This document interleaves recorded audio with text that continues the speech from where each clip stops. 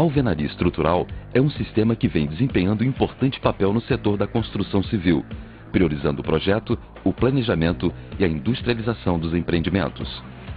A Associação Brasileira de Cimento Portland investe em pesquisa e no desenvolvimento de novas tecnologias, tendo em vista a racionalização dos sistemas construtivos à base de cimento, atuando na articulação da cadeia produtiva, visando a qualidade na construção.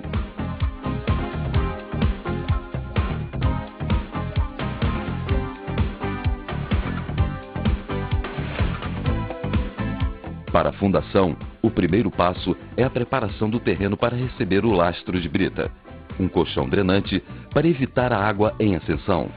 Depois de receber as ferragens, locar as instalações de piso e verificar o esquadro e o nível da forma. Esta estará pronta para ser concretada.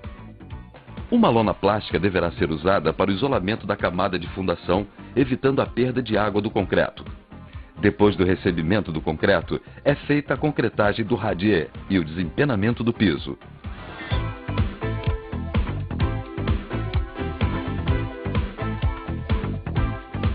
Com o piso preparado, verifica-se o esquadro da obra, utilizando-se o critério de igualdade entre as diagonais. A tolerância é de 5 milímetros de variação a cada 10 metros. Depois, marca-se a direção das paredes, vãos de portas e shafts, utilizando o fio traçante, também chamado de cordex.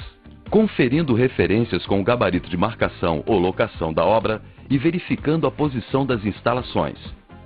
Cabe ao encarregado marcar a posição dos escantilhões. Para fixá-los, usa-se buchas e parafusos.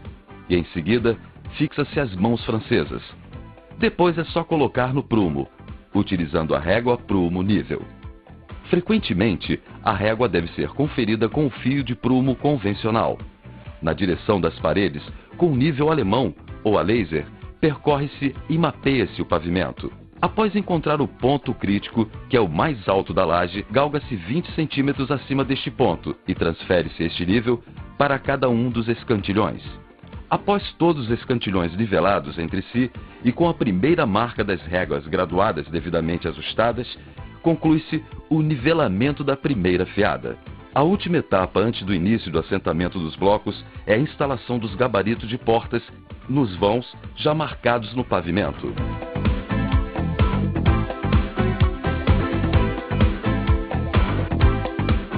Utilizando-se a planta modulada de primeira fiada com cotas acumuladas, inicia-se a marcação. É preciso umedecer a superfície do pavimento na direção da parede para assentar os blocos de primeira fiada.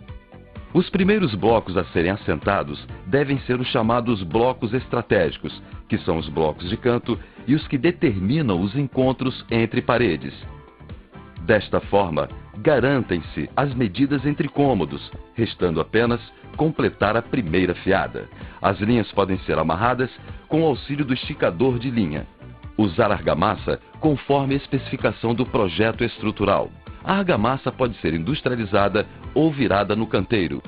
Na primeira fiada, para facilitar o assentamento e nivelamento dos blocos, coloca-se argamassa com a colher de pedreiro na largura plena da parede. É importante observar a amarração dos blocos conforme o projeto, plantas de primeira e segunda fiada e vistas de parede, as paginações.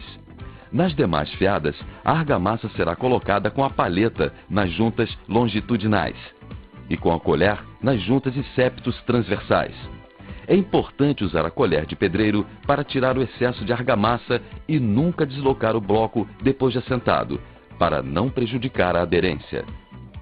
Usar sempre a régua prumo nível, substituindo o tradicional prumo de face, para verificar o alinhamento, o prumo e a planeza da alvenaria. Utilizar a bisnaga para preencher as juntas dos blocos. A bisnaga pode ser escolhida também como ferramenta única para assentamento de todas as juntas do bloco. Em caso de alvenaria aparente, usar ferramentas apropriadas para frisar as juntas, não limpando imediatamente após a execução do frisamento das mesmas para não danificá-las. Os chamados blocos especiais do tipo U, ou canaletas, serão utilizados para execução de contravergas e vergas. Após a execução do grauteamento das contravergas, coloca-se os gabaritos de janela e continua-se a elevação da alvenaria. Existe também a opção de vergas pré-moldadas. Para o grauteamento vertical, no máximo a cada 6 fiadas, deve-se fazer a limpeza no interior dos furos dos blocos, para a retirada do excesso de argamassa, através das visitas. Os andaimes devem ter dimensões adequadas ao tamanho dos cômodos, facilitando a movimentação dos operários. Os blocos do tipo J e do tipo compensador serão utilizados para execução das cintas de última fiada, ou fiada de respaldo. Em caso de chuva, as paredes devem ser protegidas com lona plástica para não se perder o serviço.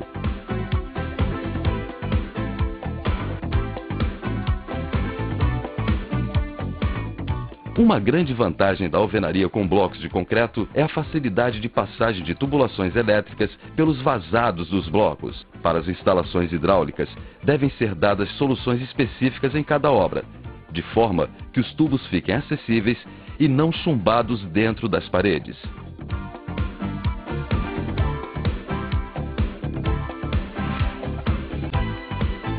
Antes de colocar a laje, a fiada de respaldo já deverá estar concretada. Depois que os vergalhões forem trançados nas treliças e os tubos posicionados, a laje está pronta para ser concretada. Nesta construção, que não terá um segundo piso, a laje cobrirá apenas a circulação e o banheiro, onde está a caixa d'água. Os outros cômodos terão forro de madeira. O engradamento do telhado também deve ter um projeto de produção e contar com peças previamente preparadas, também visando a racionalização. O sistema de cobertura é com telhas de concreto, que tem um encaixe preciso e agilizam a execução, além de proporcionarem um excelente resultado estético.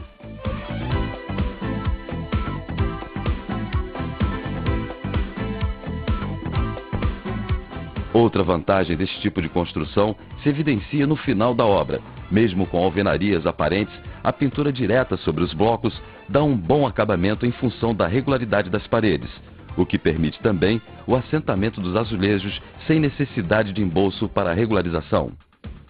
Depois é feita a instalação dos kits prontos, de esquadrias, portas internas, louças, visitas, carenagens e metais. A alvenaria estrutural com blocos de concreto é um sistema que pode ser utilizado para construir casas e edifícios de qualquer porte, tanto para os segmentos econômicos quanto para os de alto padrão. Tal flexibilidade do sistema se dá pela evolução dos métodos de cálculo e do processo construtivo em si, que permite mesclar alvenarias estruturais com alvenarias de vedação, propiciando diferentes opções de layout. Custos otimizados e prazos de execução reduzidos somam-se às vantagens desse sistema construtivo.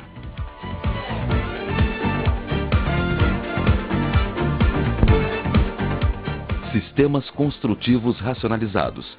A ABCP adota este conceito.